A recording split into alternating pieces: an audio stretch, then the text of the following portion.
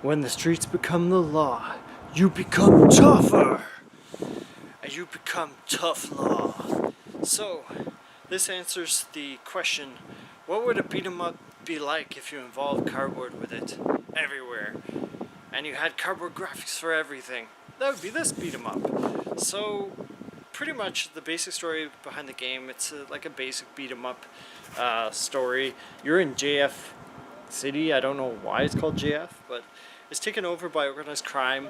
The police chief disappears, and he's your best friend, and you are Tommy Malloy, and you'll face anyone to find your best friend. So you just go out to the streets and you start knocking heads, apparently. Yeah, definitely the graphics are the biggest selling point for this game. Just seeing cardboard, it reminded me of Clay Fighter meets cardboard. I don't know why, that was like my first impression. I'm like, this is the coolest styling for a beat 'em up in a while. And you know, everything, I really think the graphics are the big attractor to this game. I'll go into it later why. I've never seen cardboard being used this way in a game. It really reminded me of, again, Clay Fighter, Claymates, like that whole era in the SNES where they were experimenting with different techniques. Like this reminds me of that. Yeah, there's a few different enemy types and bosses. They're pretty straightforward, you know, average looking thugs, and I think the boss looked kind of like Hulk Hogan or someone like beefy, like a wrestler. The rock soundtrack's pretty good. Like, it seems pretty basic, but it does its job. Like, you're not gonna hum to it, but like at the same time, you know, it does its job and it makes you want to keep playing. The controls, there's the basic kick, jump, and punch. Nothing else beyond that, no supers. The biggest criticism for this game seems to be the weird input, the way it's like input lag that happens when you punch or kick. Sometimes you just get stuck in the left corner of the first stage, and I even noticed this later after I wrote this.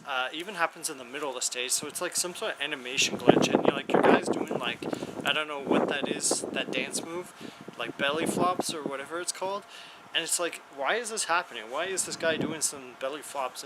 Is he trying to impress the enemies? Like, yo, dude, can you flip off the ground? And yeah, it's just, and it happened in the corner, and I thought it was my controller doing it, but I unplugged my controller and then just used the keyboard, and yeah, even then, like, it's just a weird glitch in the game that I think they need to fix. But yeah, like, it was a falling animation glitch or something. So as someone mentioned, like, there should be a sprint or block just to spice up the gameplay a little bit, just to make it more interesting, you know, sort of play through stages. I don't know how many there are. I got to like stage 2 or 3 and stopped just because the fighting was like getting a little bit stale.